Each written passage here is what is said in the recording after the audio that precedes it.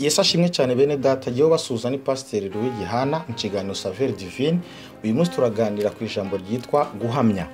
Reka dusome Matayo igice cya 10 umurongo wa 32 kugeza ku 33. Haragira hati, umuntu wese uzampamiriza imbere y'abantu nanjye nzamuhamiriza imbere ya data uri mu ijuru, ariko uzanyihakanira imbere y'abantu wese nanjye nzamwihakanira imbere ya data uri mu ijuru.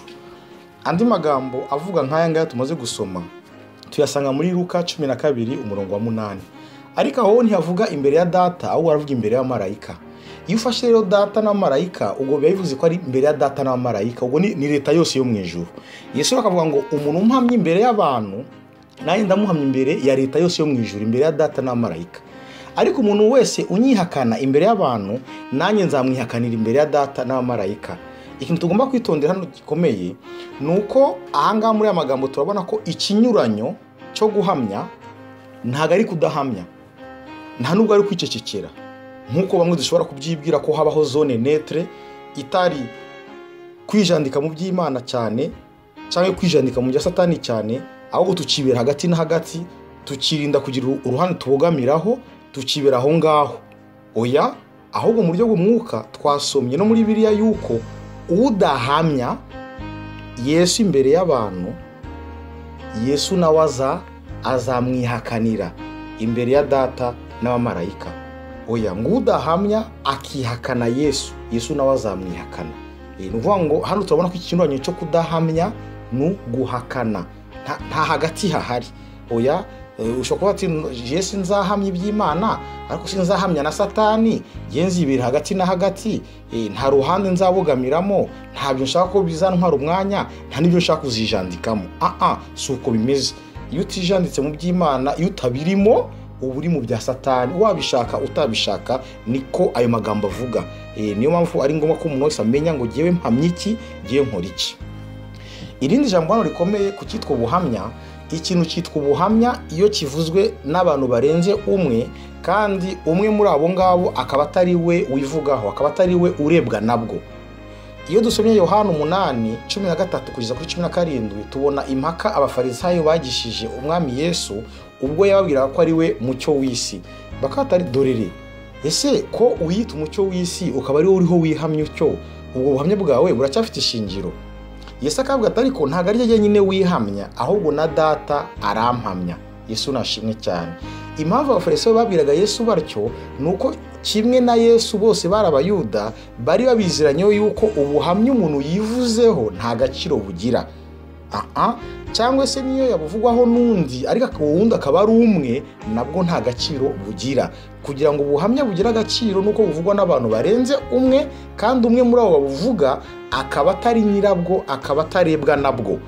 Rero iyo dusomye muri Yohana igice cya 29:34 tubona Imana yari yarabwiye Yohana mubatiza ikimenyetso cy'umwuka wera kizaba kiri kuri Yesu, umwuka wera akamutindaho. None Yohana yabibona atyo agahita ahishurirwa ko uwo nguwo ari we Mesiya, ko uwo nguwo ari we ntama w'Imana azaza kugira ngo akize abantu be ibyaha byabo, kandi akaza ataje kubatirisha amazi yasanzwe nk'aya Yohana, ahubwo aje kubatirisha umwuka wera n'umuriro. Nicyo cyatumye rero Yohana abonye umwuka wera uri kuri Yesu ahanura ati dore ntama w'Imana, dore ukiza abantu b'ibyaha, dore ubatirisha umwuka wera akabatirisha n'umuriro atari amazi asanzwe nk'aya yanjye. Yohana nta yari yarabonye Yesu, ariko yari yarahawe ikimenyetso n'Imana. Icyatumye Yohana ahamya Yesu nuko Imana ariyo yabanje kumuhamya. Ihamya Yesu, ibwira Yohana uko Yesu azaza ameze, iha ikimenyetso Yohana cy'umwuka wera uza uri kuri Yesu. Imana ibwira Yohana ati numubona uwo muntu uzahita uhamya ko ari we Mesiya, ko ari we ntama w'Imana. Yohana abonye umwuka wera kuri Yesu ahita ahamya, kubera ko Imana nayo yabanje guhamya Yesu ubwayo. Ariko uyu mutego wa Farisayo bashatse gutega Yesu hano wo kumubaza ngo ese ko wihamya, ubuhamya bwawe ubwo buracyemewe? Yesu agasubiza abafarisayo yuko atari we wihamya ubwe, ahubwo ko n'Imana igira ite imuhamya. Muri iki gihe cyacu rero icyo kibazo abafarisayo baje Yesu, wakibaza abakozi Imana benshi cyadutsinda kuko usanga twebwe mu by'ukuri aho guhamya Imana cyane turagenda tumera nk'abantu bagenda bihamya, tukagwa muri uwo mutego wa Farisayo bashatse kugushamo Yesu.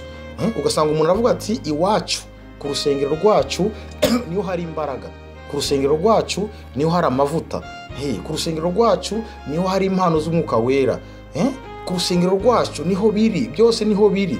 Ariko twe tukavuga dutyo tutazi ko mu kwibesha ko turimo turahamya, ahubwo turimo turahakana Imana.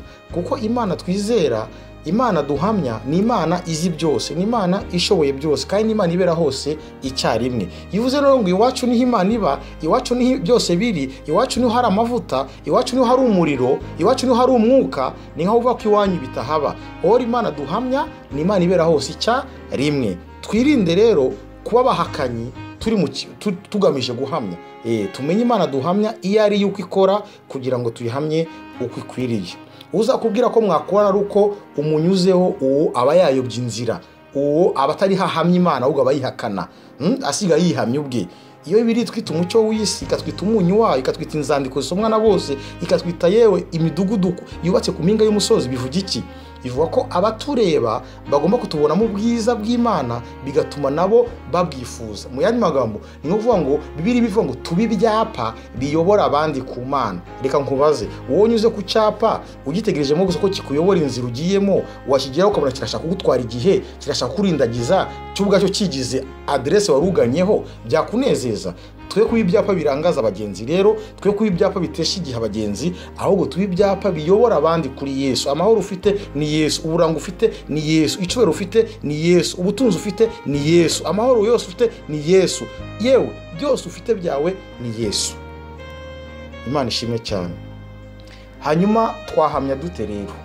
Twahamya dute? Iyo dusoma ibyakozwe n'intumwa igice cya mbere umurongo wa 8, dusanga mu by'ukuri Umwuka Wera Yesu yawusezeranyije abigishwa ngo uzaza ubamanukire, uduhe imbaraga, hanyuma utugire abagabo, utugire abagabo. Umwuka Wera azatumanukira atugire abagabo. Umuntu uhamya nuko bamwita, ntabwo bamwita oya umuhamya bisanzwe, ahubwo bamwita umugabo. Mu rukiko iyo bahamagaye umuntu kugira ngo aze kuvuga ibyo yabonye cyangwa ibyo yumvise, ubwo abaje guhamya, uwo ntabwo bamwita umuhamya gusa, ahubwo bamwita umugabo. Natwe Umwuka Wera rero mu byakozwe n'intumwa 1:8 avuga ngo azatumanukira aduhe imbaraga atugira abagabo. Umuntu uhamya bamwita umugabo, témoin. Ntago tugira gusa abahamya, ahubwo tugira témoin, abantu bahagaze ku byo babonye cyangwa bumvise. Natwe Umwuka azatuzaho aduha imbaraga kandi atugira abagabo bo guhamya. Imana ishimwe cyane. Twahamya dute? Mariko 5:18 kugeza kuri 20. Aha turabona umuntu wari utewe na dayimoni, Yesu amaze kumukiza, hanyuma uwo muntu ashaka kwakurikira Yesu, ariko Yesu aramubwira ati oya, jya mu banyu bose ubabwire Imana ibyo yakoreye byose, kandi ko Imana yakubabariye. Mu banyu bivuga iki? Abo muvukana, inshuti zawe, nawo muturanye. Nuko ntubabwire ibyo ukuye mu mutwe, babwira uko byari bikumereye, babwira uko wari uriho utarahura na Yesu, babwira uko wiyumva utarabana nawe. Ntuhimbe, babwira uko byari bikumereye utarahura na Yesu, nuko byakugendekeye mumaze guhura. Nuko Yesu yabwiye uwo mugabo amaze gukira abadayimoni be, Yesu yawereje mu ngurube, ashatse kumukurikira. Yesu ati oya, winkurikira jewe, genda mu banyu, genda muri bene wanyu, mu nshuti zawe, mu baturanyi bawe, ubabwire Imana ukoreye byose. Haleluya, n'imbabazi Imana yakugiriye. Nawe hari ibyo Imana yagukoreye, n'ibyo Imana ishaka kubwira abantu. Wihimba, oya wibihisha, bibabwire. Nico cyatuma Imana igusigaza, nico cyatuma ikongera iminsi yo kubaho, no kugira ngo bivuge. Reka dusenge kuri wowe wese wumvise ijambo ukaba umushaka guhamya. Mana ndagushimiye ngo uhaye icyubahiro kuri ijambo ryo guhamya, ntabwo twabyishoboza, ariko umuntu wese wumvise ijambo afite umutima wo guhamya, ndamusengera mu izina rya Yesu kugira ngo mubashije guhamya mu izina rya Yesu. Ajye mu bavukana, ajye mu baturanye, ajye mu bakorana, ajye mu bigana, bose Mwami ababwira ubuzima bwe mbere yo guhura na Yesu, anababwira ubuzima bwe nyuma yo guhura na Yesu, impinduka nziza yahuye nazo amaze guhura na Yesu, amahoro yo mu mutima yabonye amaze guhura na Yesu. Nibyo abantu bakeneye, dushoboze Mana mu izina rya Yesu, amen.